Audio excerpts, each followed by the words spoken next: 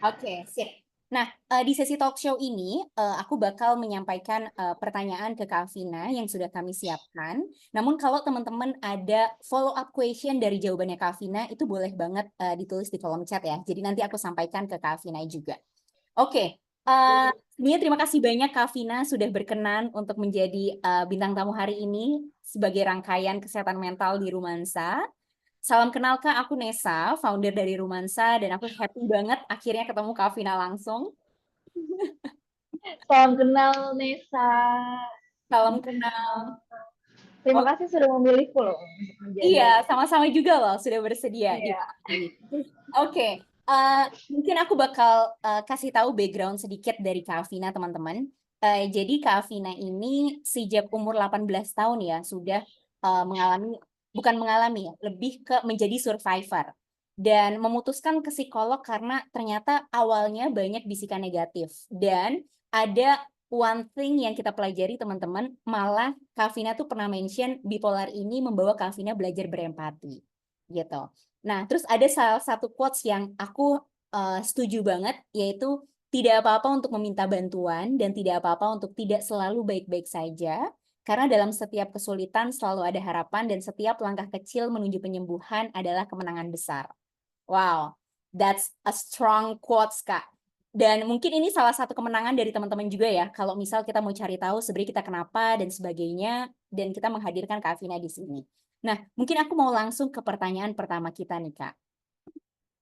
Oke, pertanyaan pertama adalah, em,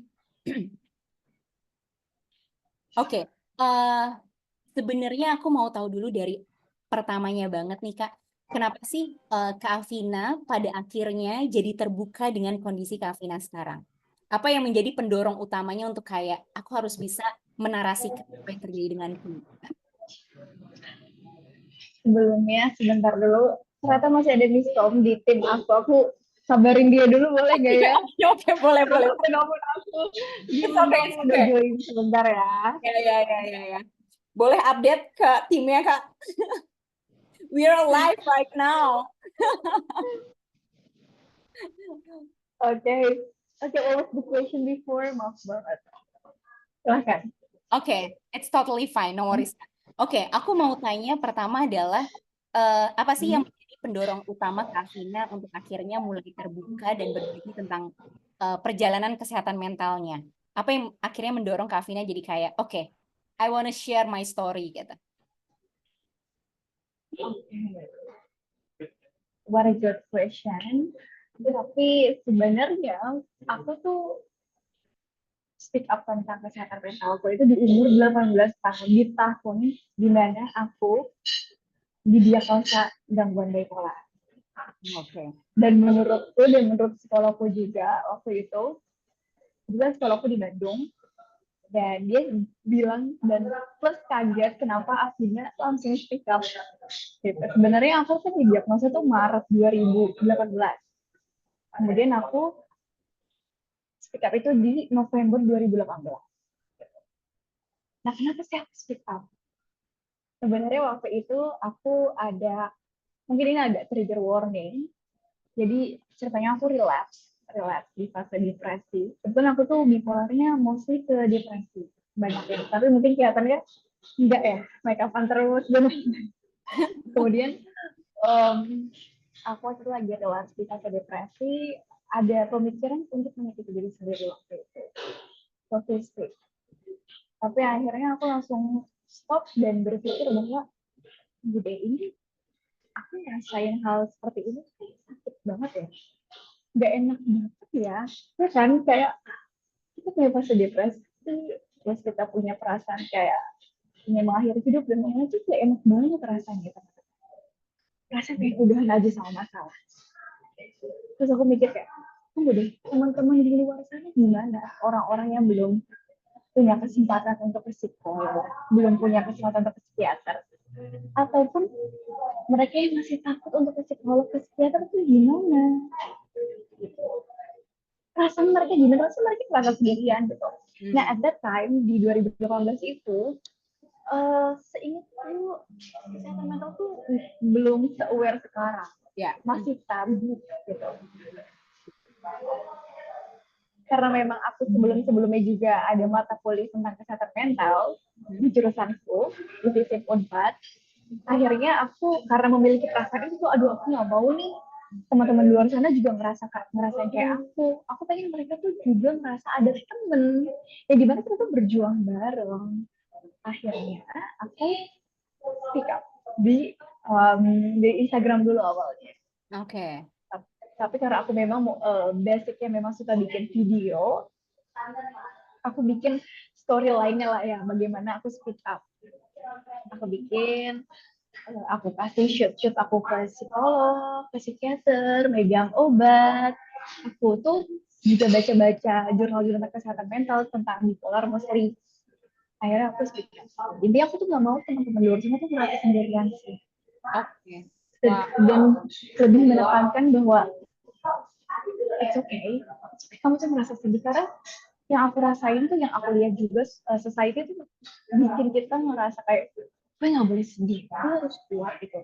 Tapi itu benar, memang kita harus kuat dan sedih itu boleh, cuman jangan sampai mengganggu kita gitu. That's why it's okay to seek for help. Yes, aku pengen teman-teman di pejuang untuk pergi ke psikiater dan lain-lain itu nggak apa-apa banget. Itu sih. Oke. Wow, berarti sebenarnya ketika di November 2018 terjadi konflik, malah membawa ke pemikiran kalau kayak gimana ya dengan orang lain yang punya stage yang sama, yang bahkan belum bisa ke psikolog atau aksesnya terbatas, malah akhirnya pengen punya kepedulian ke sesama dan support itu ya Kak Tina ya. Nah, ini sebenarnya aku punya pertanyaan yang akan menjawab jauh ke depan, akan menanyakan tentang ke depan, tapi mungkin flashback sedikit. Kapan pertama kali Kak Tina menyadari bahwa ada kejadian yang mungkin awalnya kayak entah bingung atau bahkan kayak entah gue kenapa sih gue gitu. Gimana sih awal pertama kali Kavina menyadari dan apa gejala awal juga yang dirasakan? Maret 2018 atau bahkan sebelumnya gitu ya kayak. Hmm, sebenarnya aku tuh baru merasa pencatatan ini agak berisik, maaf banget teman-teman, ada 103. Aku sangat terima kasih kalian sudah join. Jadi aku itu yang paling ngerasa sampai aku ada ketertarikan untuk ke psikolog itu sebenarnya di 2018 Januari. Jadi ya itu beruntun sekali. Dan sebenarnya sebelum Januari 2017 akhir, ketika pertama kali kuliah, itu aku udah gak tahu kenapa, karena mungkin ada mata kuliah tentang kesehatan mental. Jadi sebenarnya mata kuliah yang aku ikutin itu tentang bagaimana orang yang memiliki HIV itu berdampak pada kesehatan mentalnya. Akhirnya di 2017 akhir tuh aku mulai interest sama kesehatan mental. Kemudian aku join seminar tentang kesehatan mental.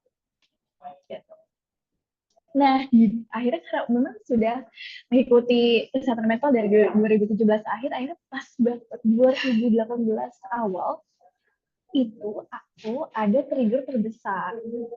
Gitu. Trigger terbesarnya adalah aku berantem sama salah satu anggota keluarga. Kemudian aku langsung ada pemikiran untuk something yang gak baik gitu.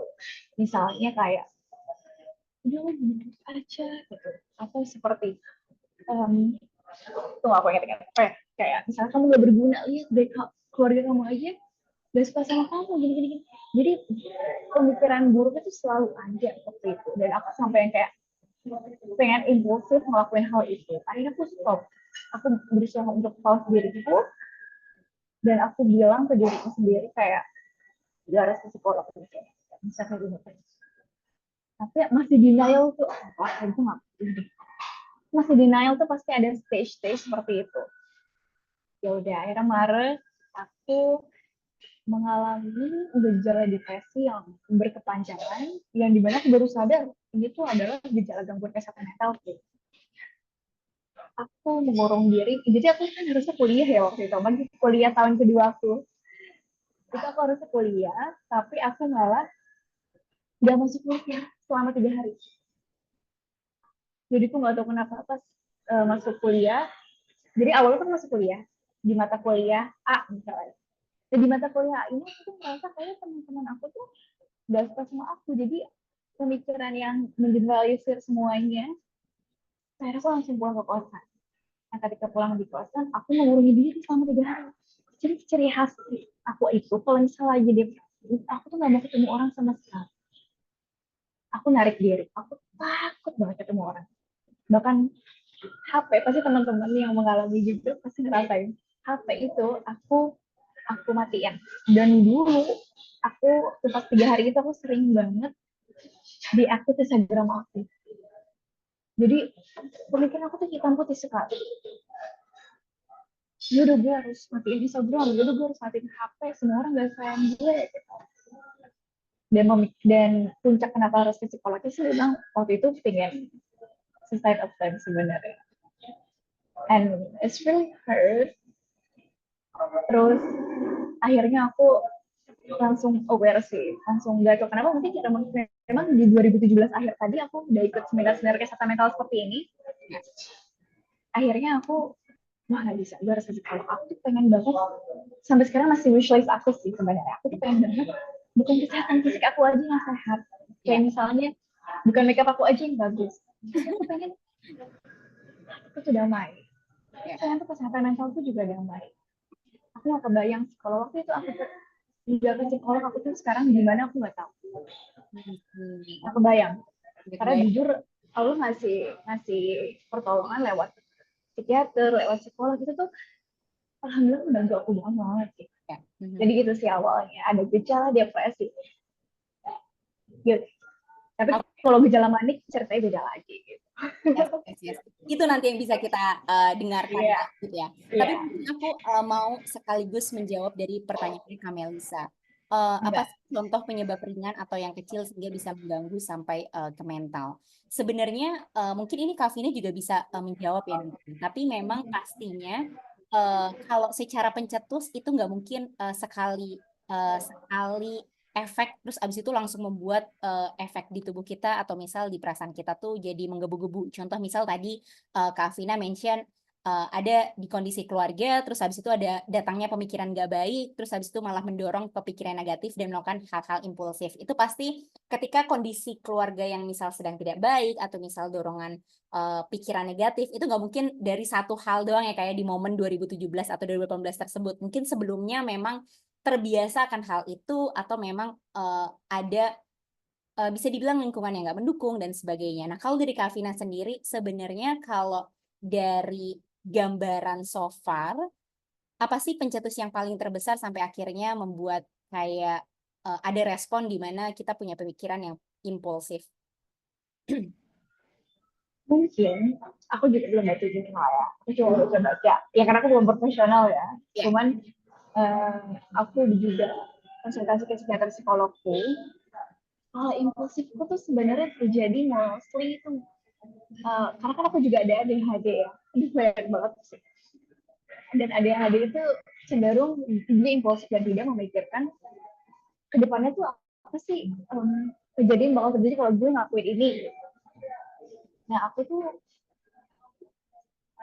bisa bilang impulsif banget sih dan menurutku tuh nggak bagus banget dan aku jujur di umur 25 tahun nanti hari Senin aku tuh masih belajar banget untuk tidak impulsif jadi pelan-pelan dan kalau misalnya nanti mungkin kalian juga bertanya emang ini apa sih pencetus sih kenapa kok bisa punya gangguan kesehatan mental terus padahal kalau misalnya kalian lihat tuh biasanya sering banget orang tuh melihat di sosial media tuh padahal ceria, senyum terus gitu kan, terus atau enggak, padahal keluarganya ada aja, saya masih akrab.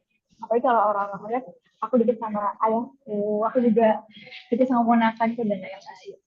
Cuman yang aku tangkap sih sebenarnya adalah aku memang dari kecil itu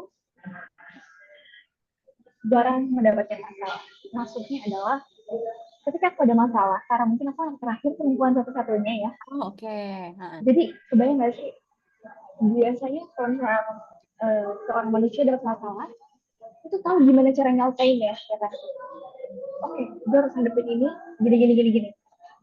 kalau aku tuh jujur masih belajar waktu itu. Jadi ketika ada stresor datang atau ada trigger eksternal, aku itu suka masih bingung gimana cara menyelesaikannya. Kenapa? Karena memang dari kecil resiliensi itu, makanya sebenarnya masih belajar ya teman-teman tentang resiliensi. Dari kecil aku belajar tangguh itu jarang sebenarnya. Sebenarnya ya, jadi kalau untuk tangguh sama cobaan diri sendiri, alhamdulillah semoga bisa sih gitu. Kayak Amin, misalnya amin. dapat SJF dan lain-lain. Ya. Gitu sih. Aku jawab pertanyaan kamu ya? Jawab, yes, jawab. Oke. Berarti Iya, iya, sebenarnya iya. ya, teman-teman, kalau misal kita tanya dengan apa namanya kepada bipolar survivor yang lain gitu, pasti efek pencetus atau latar belakang itu sangat berbeda-beda banget alasannya. Dan makanya kenapa Kompleks gak sih? iya, betul, kompleks Kompleks dan ya. nggak punya apa namanya jawaban spesifik. Oh, kalau misal begini akan begitu gitu. Iya. Nah, makanya Iya. kenapa tadi Kak Fitri bilang antara psikolog, psikiater itu membantu banget. Nah, pertanyaan selanjutnya nih Kak, Eh, gimana akhirnya Kak Vina pergi ke psikolog dan psikiater? Prosesnya tuh pencariannya apakah ke rumah sakit? Karena platform sekarang belum banyak kan. Contoh misal kalau di Romansa sudah ada psikolog gitu. Nah, itu belum pandemi, itu tuh eh, mental health issue itu belum keangkat. Nah, gimana waktu itu mencari psikolog dan psikiater? Jujur paling ngebantu apa coba? Apa? Google tuh ngebantu banget. Dulu kan di Instagram tuh belum banyak yang ngomongin kesehatan Ya. mental. Bakal TikTok aja belum ini ya. TikTok belum ada. TikTok belum ada ya kan? Yes, TikTok tuh benar. kapan? TikTok ini belum ada. 2020 tuh belum ada TikTok. Dulu tuh masih ramenya Twitter. Ya, Twitter.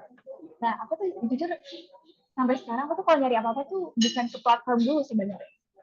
Langsung ke Google. Karena kan Google um, ngambil semua info dari platform itu kan. Akhirnya aku carinya gini di Google tuh, psikolog Bandung, psikolog Bandung, karena kalau itu aku di Bandung. Akhirnya aku dapet sih, dan aku tuh gak tau kenapa oke, gue mau ke psikolog. Ya, tadi niatku awal aku gak mau jadi itu terjadi terus, apalagi ketika kuliah aku kan, yang dimana Iya, aku betul. punya kewajiban untuk belajar, sangat mengganggu fungsi sosial. Akhirnya aku ke psikolog itu aku pakai uang jajan gitu, pakai Mhm. uang jajan tuh, pakai uang bulanan tuh. Akhirnya aku langsung ke Bandung dan sebenarnya ritme ke psikolognya itu adalah awalnya aku ke psikolog, aku cerita apa yang aku rasakan. Setelah itu aku baru ditanya mau nggak ke psikiater. Cuman kamu, jadi serunya adalah psikolog psikiater aku tuh temenan di Bandung ya kan. Temenan, akhirnya alhamdulillah aku jadi kasih privilege, mereka tuh berdua ada di satu ruangan sama aku. Hmm, Jadi diketok palu beneran tuh bipolar ya sama mereka. oke. Jadi diskusi bareng. Jadi ya udah enak ke psikolog sama psikiater tuh seminggu kemudian aku ke psikiater barengan. Diputuskan harus minum obat. Akhirnya dikasih tahu itu ya kamu harus minum obat. Tapi kalau kamu masih di bawah 21 tahun, kamu harus ada dampingan orang tua. Gitu. Hmm. Akhirnya aku bilang ya udah besok panggil, silahkan panggil orang tua aku gitu. Itu dipanggil. Oke, oke. Nah, sebelum akhirnya kita membahas tentang orang tua atau bahkan reaksinya Kak Vina ketika mendapatkan diagnosis dengan dapat privilege psikolog dan psikiater ngumpul langsung gitu ya. Nah, ini mungkin insight buat teman-teman juga apa sih sebenarnya beda antara psikolog dengan psikiater gitu. Nah, kalau psikolog itu dia adalah seorang profesi yang memang mengambil S2 psikologi gitu atau profesi psikolog dari Fakultas Psikologi. Nah, kalau psikiater itu berarti seseorang yang mengambil spesialis kejiwaan dari S2-nya itu kedokteran gitu. Jadi memang beda banget arah pengobatannya. Kalau psikolog itu bisa jadi ke terapi ya, Kak Vina, dan kalau psikiater itu langsung ke pengobatan atau pakai obat. Nah, makanya kenapa kadang kalau misal masalah kesehatan mental itu perlu kerjasama antara psikolog dan psikiater.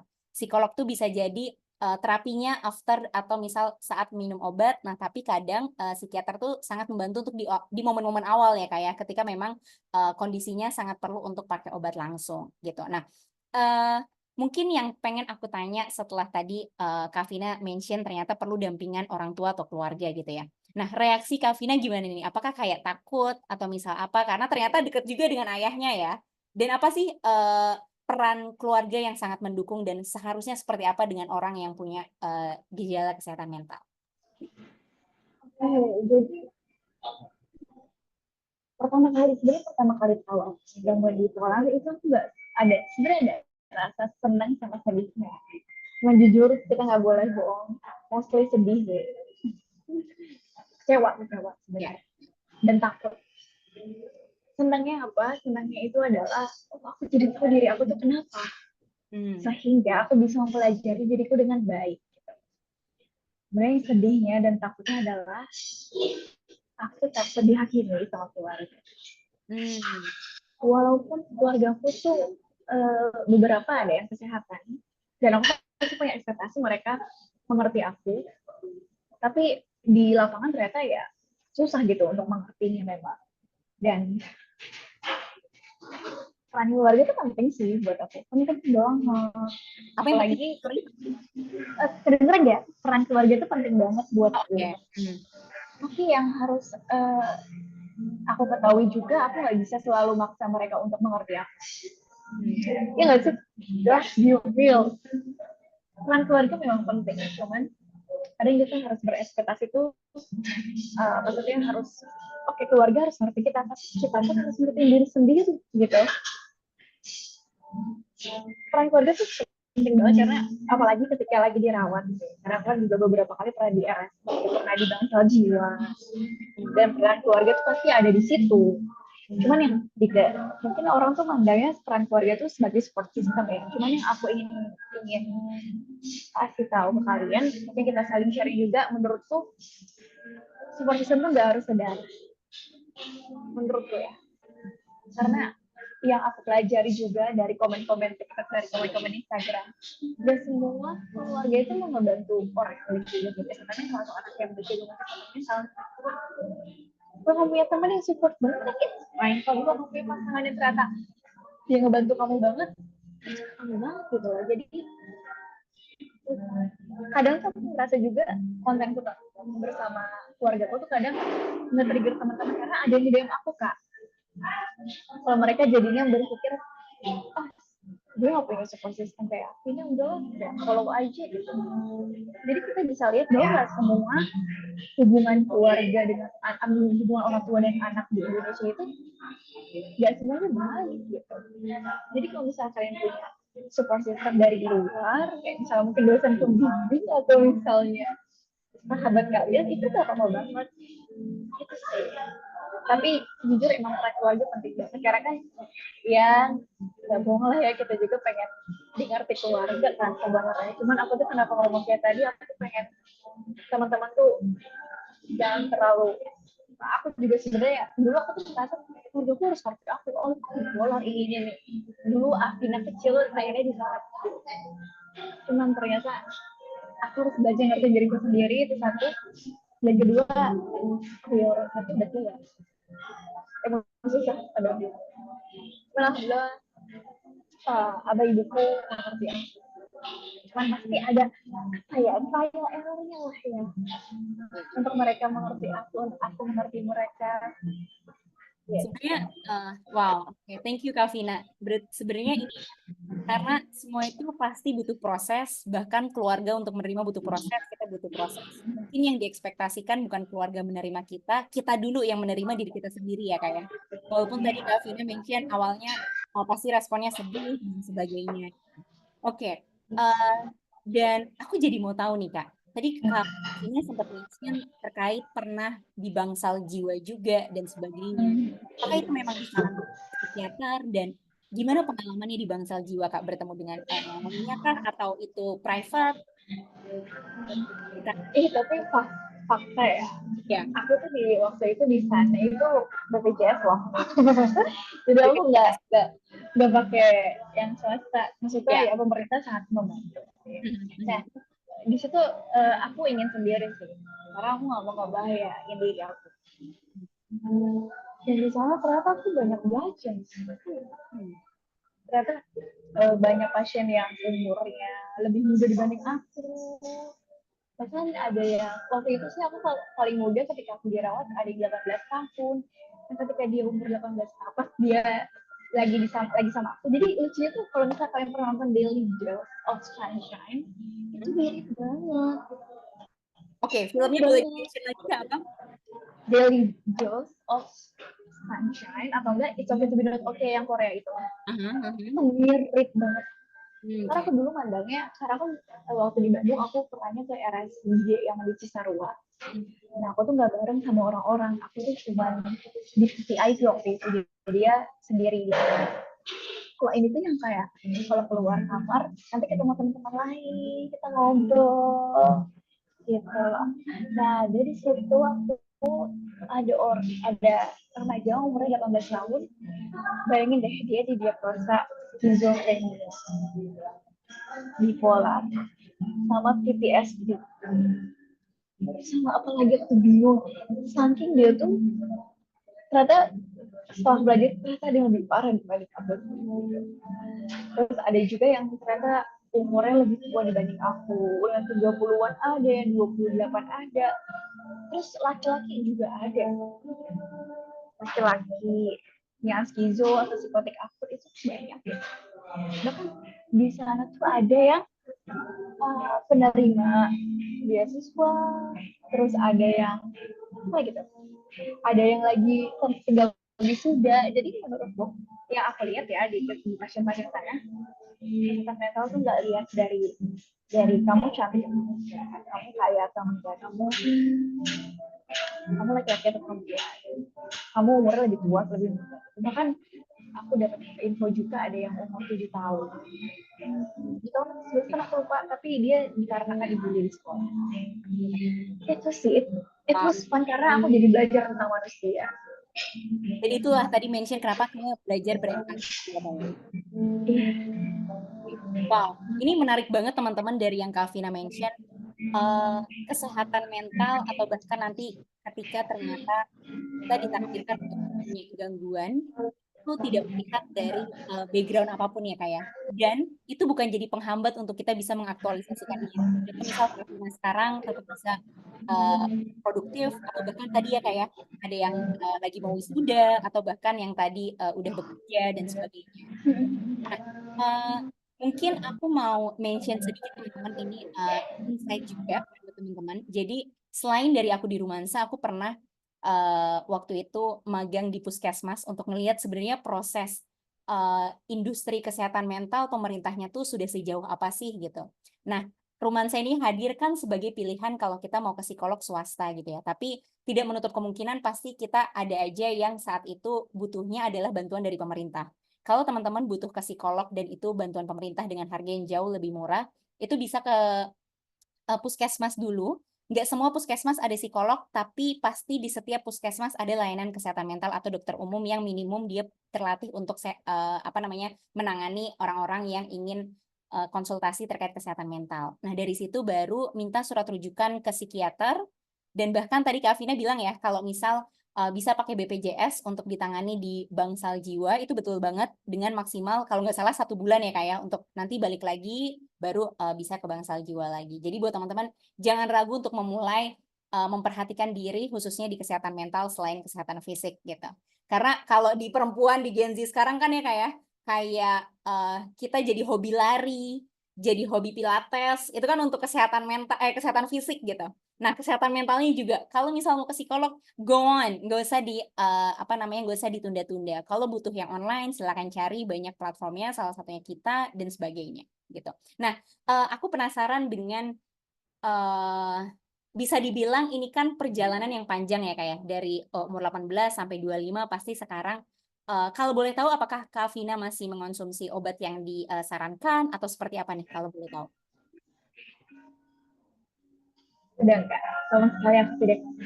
Tapi kalau misalnya aku memang susah tidur, aku masih minum obat sih. Cuman aku juga lagi berusaha untuk coba deh. Waktu itu kayak beberapa hari lalu aku tuh berusaha untuk makan dulu sebelum tidur biar kalau kenyang kan tidur ya. Ya, ya, ya. Ngantuk. Jadi aku waktu itu berusaha bikin makanan yang kayak sup gitu untuk bikin aku tidur gitu. Cuman jujur aku tuh udah lepas dari kapan? Dari tahun lalu tapi Desember. I see. Oke. Dan mungkin teman-teman yang aku lihat di Instagram biar aku tuh aku pernah share di tentang lepas obat. Kalau memang sih yang aku dapetin ya dari selama lepas obat tuh, kalau misalnya memang kalian belum merasa siap untuk lepas obat, ya jangan dulu. Karena ya aku nggak bohong, kayak obat tuh membantu itu sebenarnya. Yeah. Dan apa ya, tapi jangan maksain diri kayak aduh ngelihat misalnya aduh ngelihat reelsnya akhirnya udah lepas obat, aku kapan ya aku juga pengen, akhirnya maksa ke psikiater untuk lepas obat gitu. Biar psikiater atau profesional yang mengetuk palu kalau kamu tuh harus lepas obat gitu. Jadi Wow, tapi kalau aku boleh cerita sedikit, boleh. sebenarnya aku tuh kan lepas obat ya tahun ini. Kadang tuh ada rasa kayak aku kembali ke 2018 yang dimana aku sudah minum obat. Jadi kayak aku baru diagnosa dan lain-lain gitu loh. Kadang aku ngerasa gitu, cuman tapi karena bertambahnya umur aku berusaha untuk nggak aku bisa aku ini masih susah banget gitu. Masih belajar tahu kak. Ya Allah, keren banget. Dan memang ini sebuah fakta ya teman-teman. Ketika kita misal sudah minum obat gitu dari psikiater, sangat sangat memungkinkan untuk kita tidak berkegantungan obat seperti yang Kak Vina sekarang putuskan. Dan itu semua tergantung dari diri kita sendiri. Jadi mungkin kita pengen applause dulu ke Kak Vina karena sudah berani untuk memutuskan tidak bergantung dengan obat. Itu berarti perjalanan yang luar biasa loh Kak. Selamat ya, dan semoga terus semangat dan bertahan juga. Masya Allah, keren banget. Nah, aku mau Aduh amin, terima kasih banyak apresiasinya. sama-sama loh. Aku mau tanya nih, Kak. Kalau misal, Hah? tanda kutip, kemarin, kan, sorry. Tadi di Maret 2018 mention ada relapse, gitu kan. Sorry, di November 2018 ini. Nah, sebenarnya ketika relapse kondisi mania dan depresi, apa sih yang Kak Alvina lakukan gitu? Kalau di episode mania seperti apa? Di episode depresi? Ini aku 2018 ya berarti ya. Ya, atau so far yang belakangan ini atau yang biasanya terjadi juga boleh. Belakangan ini ya, jujur aku tuh udah lupa rasa manis guys. Oke. Yes. Tapi kalau aku lagi manis dulu ya, tapi kalau dulu, dan ini khas banget untuk para penyintas sebenarnya. Belanja dulu tuh aku benar-benar konsumtif sekali kalau manis. Jadi ngerasa itu kayak powerful, pengennya jalan-jalan ke mall yang ngasih, terus kayak belanja apa juga, aku suka make up. Akhirnya aku belanja ini, belanja itu, belanja make up gitu. Itu impulsif sekali dan aku akui konsumtif banget sih, dan itu merugikan aku. Kadang aku bisa sampai menggebu-gebu kak, kayak oh pengen banget belanja, pengen banget belanja gitu loh, aku mau impulsif, jadi sampai dadaku tuh deg-degan banget gitu. Dan kalau panik itu khasnya juga kalau di aku dua-duanya sama sih, cuman hasil banget tuh saking seneng ya itu aku mataku burem terus, tapi dada deg-degan jadi tapi ngomong terus kak, ngomong terus, jadi aktif terus ada racing thoughts terus apa aja. Gak bisa tidur itu khas banget, gak bisa tidur, gak bisa tidur sampai pagi atau bahkan 2 hari itu pernah. Aku dulu kebetulan sih, aduh aku minta maaf banget. Aku sebenarnya mungkin apa ya, sebulan 2 bulan ini aku lagi di fase depresi sebenarnya. Oke. Tapi yang aku bangga sama diriku adalah, pede banget ya, cuman aku udah nafas atau kayak bisa bertahan hidup aja aku udah seneng gitu loh. Hmm. Jadi akhirnya aku lagi di fase depresi, dan rasanya kalau dulu sih aku impulsif melakukan hal-hal yang tidak baik ya, jujur lah, self harm atau kayak suicide itu ya bad thing sebenarnya dan merugikan diriku sendiri gitu. Nah, akhir-akhir ini suicidal thoughts tuh ada kak sebenarnya, cuman aku berusaha untuk nge-pause. Tunggu deh kan punya cita-cita banyak banget gitu, kenapa aku mikirnya hal-hal yang gede kayak, soalnya aku pengen menggapai itu gitu, kayak misalnya aku kan masih mau study abroad gitu misalnya, kayak aku juga pengen. Terus kedua, Amin. aku tuh punya goals, aku tuh pengen banget nikah gitu.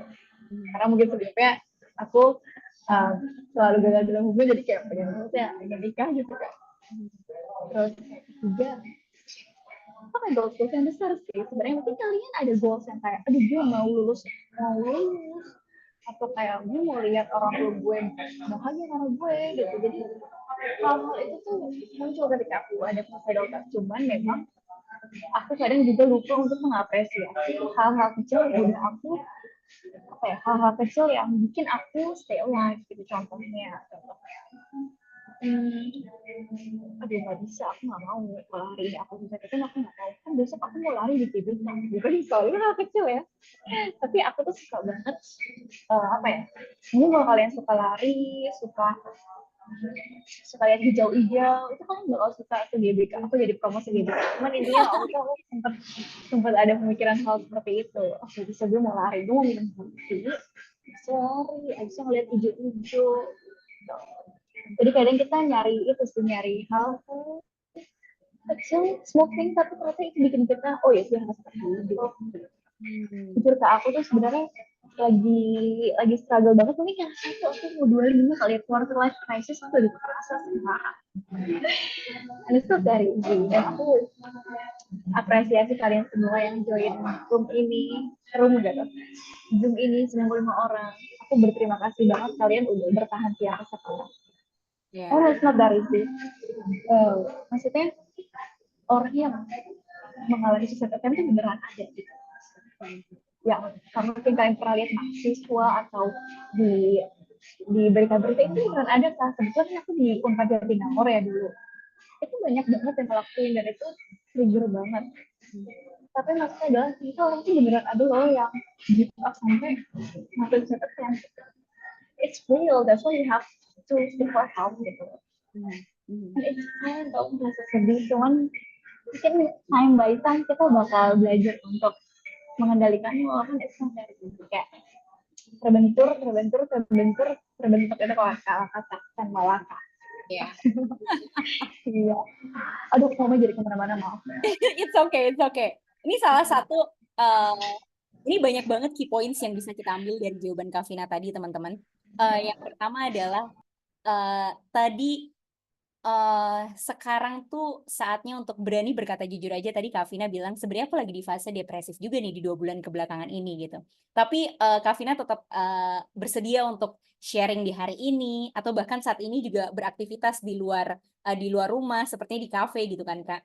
Nah, dan satu hal yang tadi Kavina mention adalah gimana caranya untuk menjaga tetap dalam fase misal yang sedang sedih atau seperti apa, balik dengan apa sih mimpi yang saat ini sebenarnya pengen diraih di masa depan gitu ya, untuk akhirnya kita nggak step back dan misal punya pikiran yang aneh-aneh. Itu pertama. Terus yang kedua adalah ketika kita punya pikiran besar, jangan melupakan hal-hal kecil yang udah kita lakuin gitu. Karena kalau kita mikirnya besar, kadang kita suka lupa kayak kok kayaknya tangganya jauh banget ya gitu. Padahal sebenarnya selangkah demi selangkah yang hari ini dilewati bisa jadi itu adalah poin-poin untuk kita mendekati ke big dream kita gitu.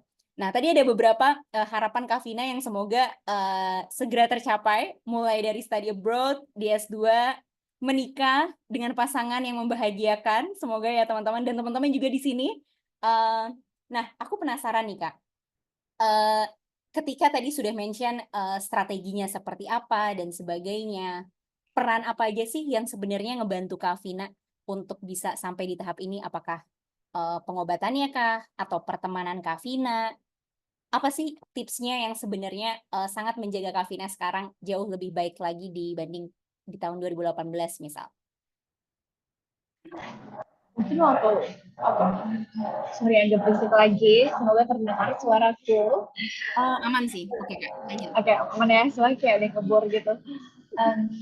Menurutku pengalamanku yang ngebantu banget yang aku lebih baik dibanding 2018 adalah pikir lagi gue ini sih judul kalian sih, judul romansa sekarang. Resilience gak sih ya kan? Iya, Resilience betul. bener. Aku tuh jujur ya baru nyadar aku tuh harus punya resiliensi itu di tahun ini Kak, beneran. Aku tuh sepenting itu untuk punya rasa tangguh, rasa percaya diri kalau aku tuh bisa ngelakuin ini.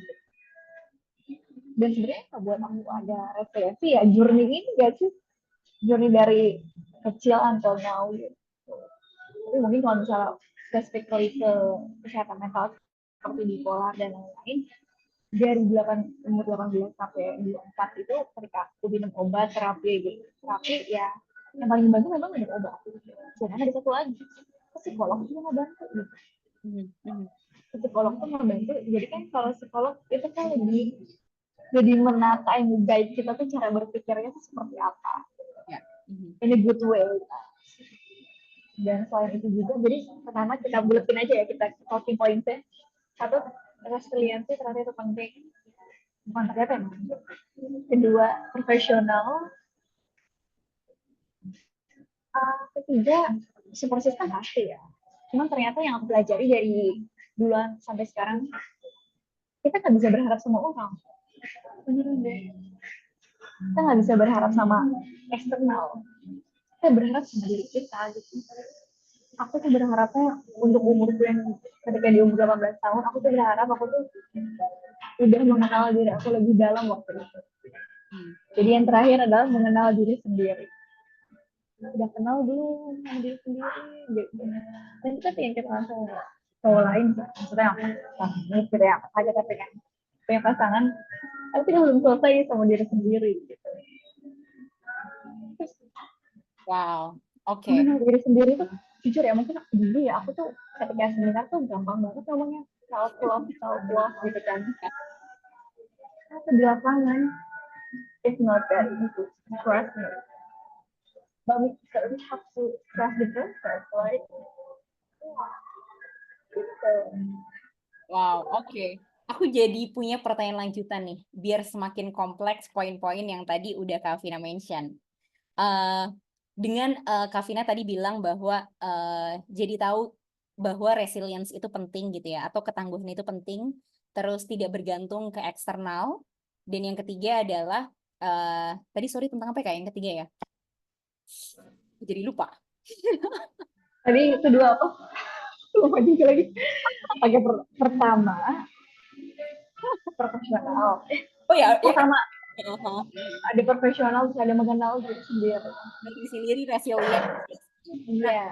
pertanyaan lanjutanku adalah dengan tadi Kak Vina mention beberapa poin di atas, apa momen-momen apa yang mengubah cara Vina memandang kondisi bahwa orang yang saat ini sedang jadi survivor as a bipolar itu nggak apa-apa gitu.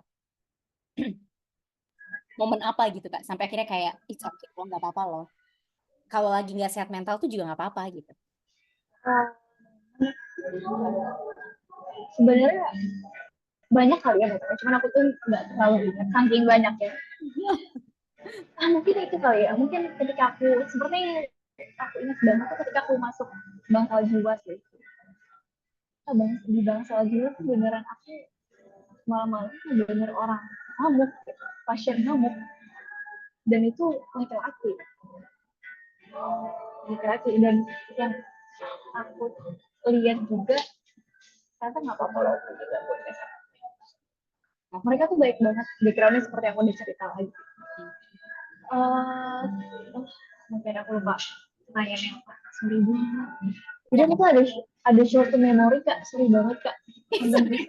Kita move ke pertanyaan lebih menarik aja Kak. Aku menemukan apa namanya yang lebih menarik. Sorry ya teman-teman, kita langsung pindah nih. Apa yang Kak Vina pelajari dari prosesnya selama ini nih ya, kayak dari 2017 sampai sekarang, dalam mengelola harapan dan realitas hidup dengan gangguan bipolar yang saat ini dialami? Tanya agak sulit. Tapi yang aku pelajari ya, sebenarnya itu adalah gak ada yang bisa nolak. Mungkin eksternal bisa ngebantu, cuman mungkin yang bisa ngebantu ya alat biru lah, profesional bisa ngebantu memang. Tapi kan dia juga ngebantu karena memang ada feedback kan, misalnya ya kita bayar dan lain-lain. Kan ada masanya pasti kita mungkin suatu saat tidak punya asuransi, nauzubillah, atau kayak tidak punya biaya, itu kan ada ya pasti ya. Momen-momen kayak gitu, dan aku pernah di momen kayak gitu teman-teman. Aku cuma bisa berharap sendiri ternyata. Bagian hasil ya, oke, gue lagi depresi, dan watch your right. Oke, coba aku juga masih belajar untuk kayak tarik nafas, mengontrol diri. Self control tuh penting banget, tapi again aku masih belajar juga untuk self control. Tarik nafas, oke, gue harus apa ya, oke, apa ya yang aku rasain ya, tulis misalnya di notes. By the way, ternyata journaling seru banget. Kalian bisa journaling di notes atau di buku tulis kalian. Nah, biasanya aku di iPad juga sih. Kalau aku lagi malas, bukan aku tulis. Aku tulis, apa sih yang gue rasain? Oh, perasaan marah, sedih.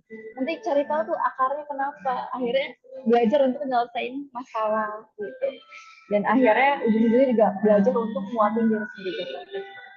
Kalau misalnya memang urgent tuh kayak dia bisa ke psikolog kan lebih bisa ke psikiater gitu.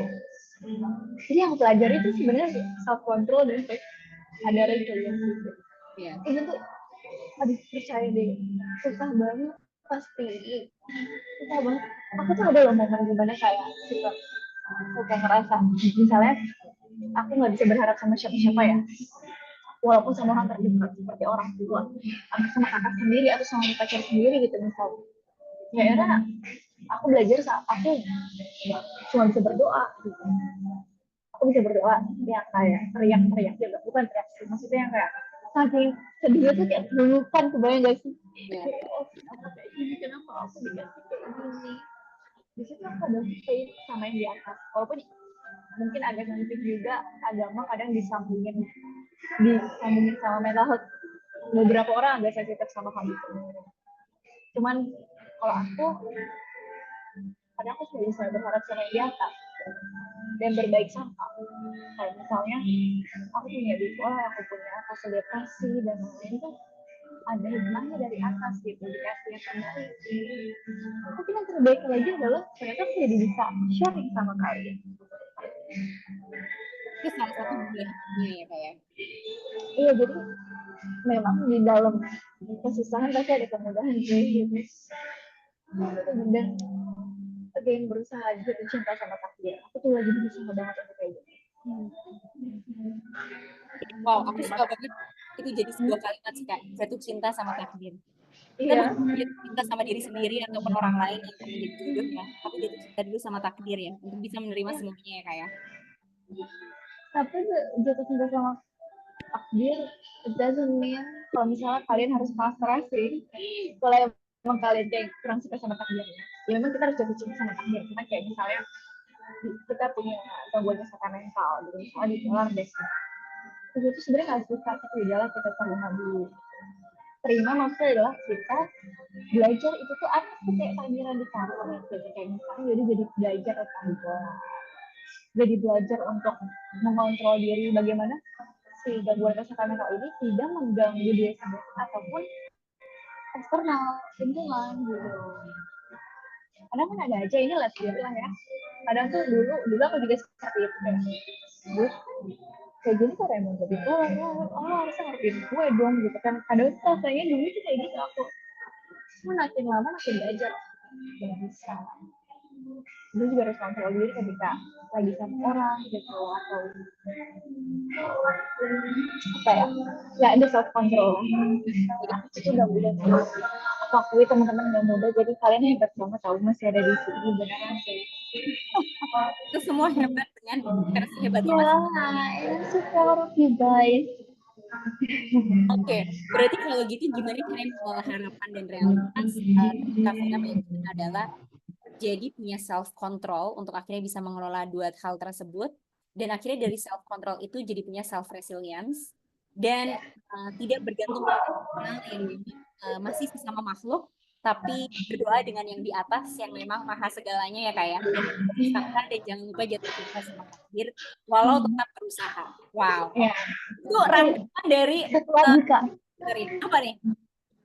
aku tuh pernah dikasih tahu, jadi waktu aku sering banget relapse waktu aku kuliah, itu kakakku itu kakakku yang kedua itu sering nyamperin aku ke Jatinangor. Nah dia tuh selalu bilang bahwa akhirnya maintain your expectation. Jadi kita harus nggak terlalu apa ya, berharap sama orang, again sih sama gitu ya. Cuman kayak lebih ngatur ekspektasi gitu. Karena kan kita kalau punya pacar ini juga sih. Jadi aku tuh dulu sering banget gagal dalam punya apa ya, punya pasangan gitu. Maksudnya punya hubungan sama pasangan. Kenapa? Karena dulu tuh aku suka ngerasa kayak, oh seperti ini gue kan pacar lo, gue kan yang punya bipolar gitu. Tapi aku juga belajar sih, ternyata aku juga harus ngertiin dia. Aku juga karena menganggap yang punya gangguannya kesehatan mental. Jangan sampai gangguan kesehatan mental kita bikin stres orang lain juga gitu loh. Jadi burden gitu. Alright, thank you so much Kak Vina. Jadi manage your expectation ya, karena dari ekspektasi itu malah kadang membawa kita kepada kekecewaan karena kita sendiri yang membuat ekspektasi itu jadi lebih besar, berharap pada eksternal dan sebagainya. Jadi manage your expectation. Oke, thank you so much Kak Vina. Nah, karena kita waktunya hanya sampai di 20.30 teman-teman. Takutnya Kak Vina juga kemalaman. Sorry banget Kak Vina. Kamu sudah menyediakan waktu loh sampai 20.30 nanti ya. Thank you so much. Nah, kita masuk ke sesi pertanyaan nih, teman-teman. Sudah ada beberapa pertanyaan. Jadi yang belum apa namanya? Yang punya pertanyaan boleh tulis di kolom chat. Jadi mungkin aku pilih pertanyaan yang sudah masuk dulu. Dari mana ya? Oke, ini dari Kak Melisa. Melisa Restu, Kak, aku mau tanya, kalau misal ada orang nih yang sudah kena dalam kesehatan mentalnya, terus diobati dan sudah dikatakan sembuh, apakah itu akan mungkin untuk bisa terkena kembali? Kalau yang Kak Vina tahu itu pertama, dan yang kedua, efek atau faktor utamanya itu apa sih sampai akhirnya orang itu kena kembali gitu di mental illness-nya, padahal sebelumnya misal sudah diobati dan dikatakan sembuh. Nah, itu muncul kembalinya itu efeknya karena internal atau eksternal ya gitu sampai akhirnya mental illness-nya muncul lagi. Jadi orang itu sih tapi terima kasih, cuman itu pertanyaan yang bagus dan sebenarnya bukan ranahku untuk jawab itu ya, karena itu kan udah mulai ke itu nggak sih, udah ke Betul. profesional. Ya, ya. Cuman setauku sebagai penyintas gangguan bipolar, setauku itu bipolar lifetime, Mhm, mhm, setauku. mhm. Tapi tergantung bagaimana kita mengendalikan. Jadi kalau misalnya kalian lihat ada orang atau seorang individu yang memiliki gangguan bipolar, terus ternyata dia punya keluarga, terus dia sampai bisa memiliki fungsi sosial yang baik, it doesn't mean dia sembuh. I see. Mhm, Itu yes. dia bisa mengontrol itu dengan baik. Mhm, Itu kan dia udah berarti udah nikah, udah punya anak dan lain-lain, itu kan berarti itu it takes long time ya untuk mengontrol itu semua gitu. Jadi ada trial and error. Jadi setahu itu sih kayak mereka bisa ngontrolnya lebih baik. Jadi aku tuh punya banyak banget temen yang punya gangguan bipolar, tapi dia udah berumur gitu, nggak berumur, masih udah 30-an tahun, udah 40-an tahun gitu. Bahkan ada beberapa yang dia influencer juga. oke. Ada, nanti aku sekalian spill ya. Ya. Ada, dia tuh keren banget, bahkan dia sampai punya bisnis dan lain-lain. Mhm, Dan aku berguru ke dia sampai sekarang. mhm, Dia itu cerita ke aku sih, kalau dia tuh masih rutin ke psikolog, ke psikiater. Cuman emang obat tidak lah, udah nggak ada. Dia minum obat kalau butuh, sama kayak aku kalau butuh. Tapi ngontrol moodnya tuh udah baik gitu. Udah pinter lah, udah jago. Terus aku lifetime sih. ya. Mhm. Terus Oke. aku lifetime. Yes, thank you so much Kak Vina menjawabnya. Mungkin aku menambah jawaban dari Kak Vina. Yes, betul banget. Kalau untuk stage bipolar itu lifetime. Nah, mungkin nanti untuk Kak Melisa perlu tahu dulu nih eh, mental illness yang mana yang dimaksud karena bisa jadi stage kesembuhannya tuh beda atau definisi sembuhnya tuh beda. Makanya tadi Kak Vina mention kalau bipolar itu lifetime, tapi mungkin besaran dari ketika trigger itu muncul ya. Apakah sudah bisa dikontrol dengan diri sendiri atau tetap pakai obat gitu. Nah, mungkin ini ada satu request nih Kak dari Sal sebagai penutup malam ini ya sebelum kita foto bersama nih teman-teman. Satu kalimat dong buat generasi generasi Z sekarang. Karena tadi kalau di awal ya kita menunggu Kak Vina masuk nih Kak. Semua tuh ditanya harapannya apa terkait kesehatan mental, semua harus aware. Semoga pemerintah juga aware atau kita bisa menghargai lebih banyak lagi gitu. Dan memang ketika ditanya usianya mostly 17 sampai 25 tahun gitu. Mungkin tadi ada yang 26 atau 27 atau 28 gitu ya. Nah, apa sih pesan dari Kavina terkait Gen Z sekarang?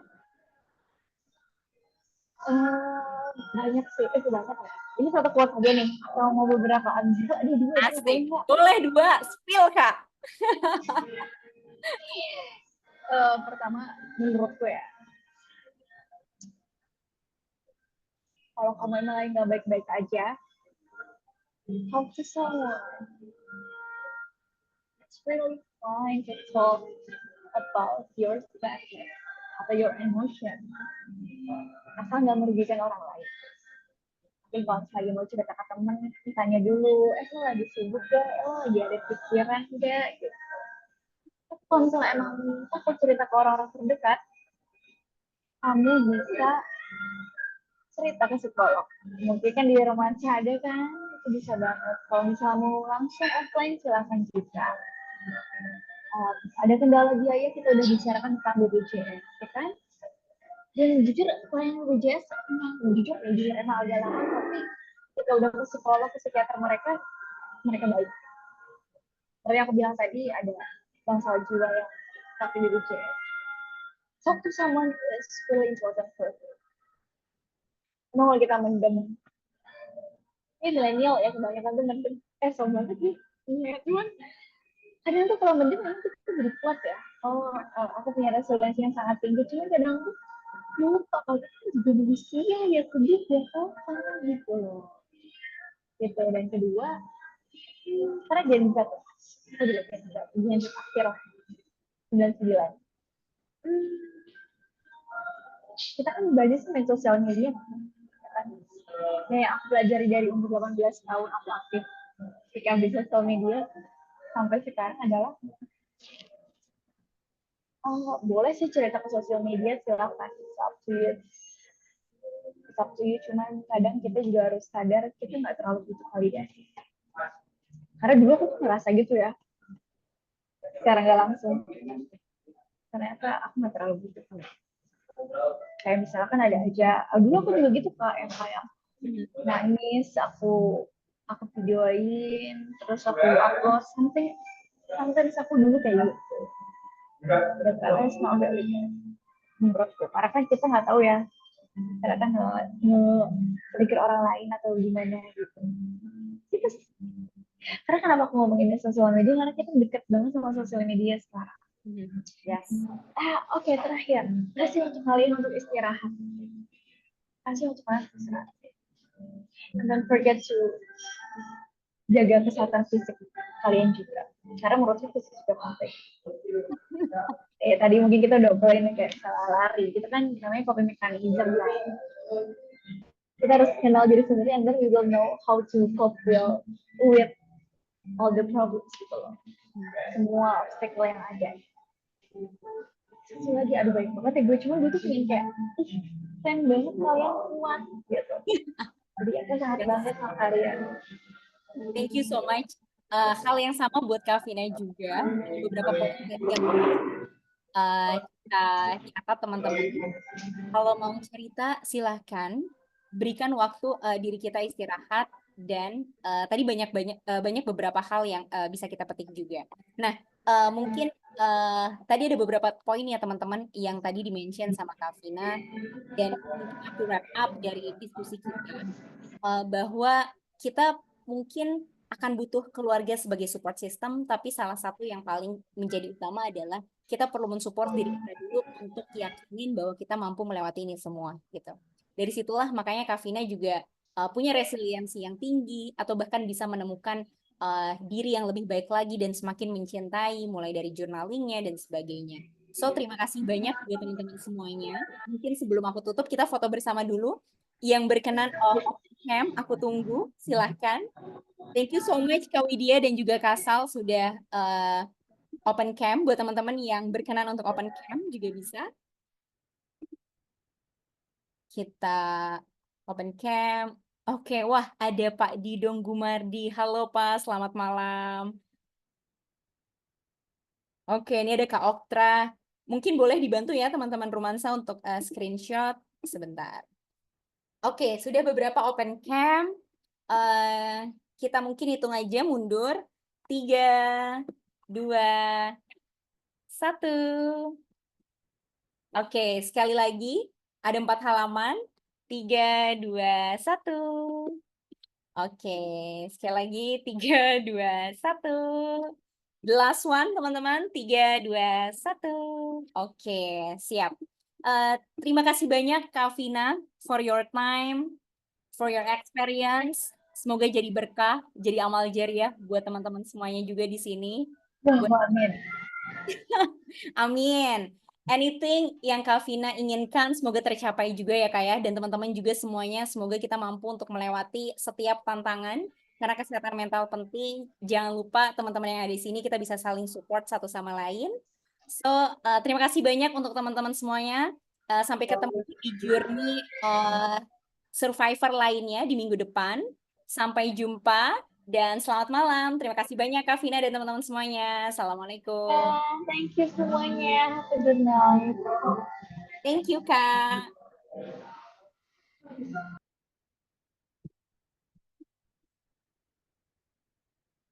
Aku izin tutup untuk meeting hari ini ya, teman-teman. Bye-bye. Sampai ketemu di minggu depan.